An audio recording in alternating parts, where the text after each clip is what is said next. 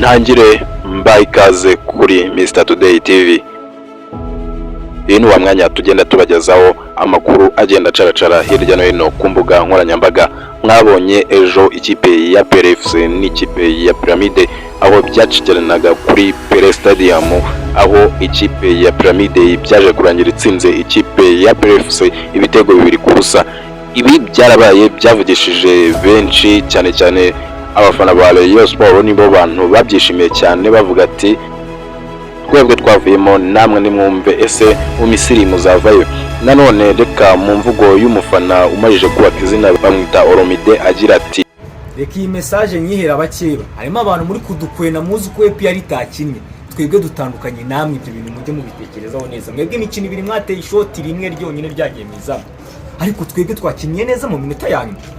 Umugaridi wabo arangije atubera ibamba, kuramo ibitego nka 3 byiza, dutera amapota 2 banga n'igitego kimwe cye cya Mamadusa. Ubwo ibyo bitego umva byari binga iyo bafite umugaridi wayo uri aho ngaho beshya tweko twetsinze ibitego bitari munsi ya 5, ariko nyine nibyagenze neza, gusa abahungu bakinye neza mu minota yanyu. Ibi rero nabyo byanshimishije cyane, nakunze ko abayobozi babibonye, babonye ko ikipe nyine ntabwo iba nziza idafite n'umugaridi, ibigomba kuba yubatitse ahantu hose ku buryo tuvuga ngo mwizamu turavivuye, defense twavivuye, hagati turavivuye, imbere bavivuye. Bya Pyramide urabona ko mwizamu ni terebye, defense ni terebye, hagati ni terebye, attaque ni terebye.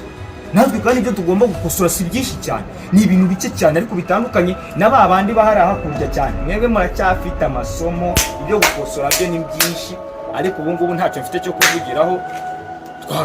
Gusa ntiwibagirwe yuko nanone harimo abantu bari bagiye bizeza ibitangaza abantu bati ikipe ya EPR igomba gukuramo ikipe ya Pyramide nta kabuza, i Kigali izarya ibitego bitari munsi ya 2-0. Abandi bati igitego kimwe, by'umwihariko wari wavuze ko APR izatsinda Pyramide igitego kimwe, bamwita Jangwani, umuvugizi w'abafana ba APR, muramuzi mujya mumubona. Gusa nanone tugaruke ku makuru abari kugenda avugwa ahwihwisa, bavuga yuko ikipe ya APR ikomeye mu Rwanda ariko igera hahandi ikeneye gukora, ikeneye kuba yahesha u Rwanda ishema bikayinanira. Mwagiye mubona amakipe yajya yitsinda hanze buri mwaka, ariko nta kintu kizima itwereka, nta kintu kigaragara itwereka. Birasobanura iki rero? Abantu bagiye bavuga byinshi bitandukanye, bavuga ese APR kiyo igura abakinnyi ifite amafaranga kubera iki itarenga umutaro.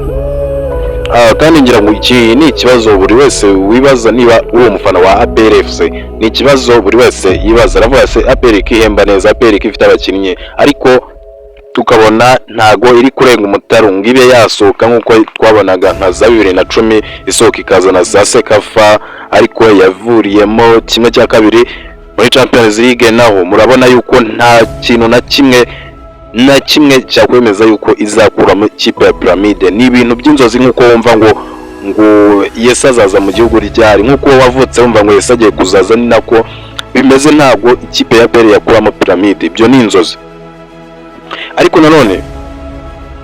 nanone ikintu ngira ngo tuganireho, ubundi ikipe ya APR ipfira hehe, bigenda bite?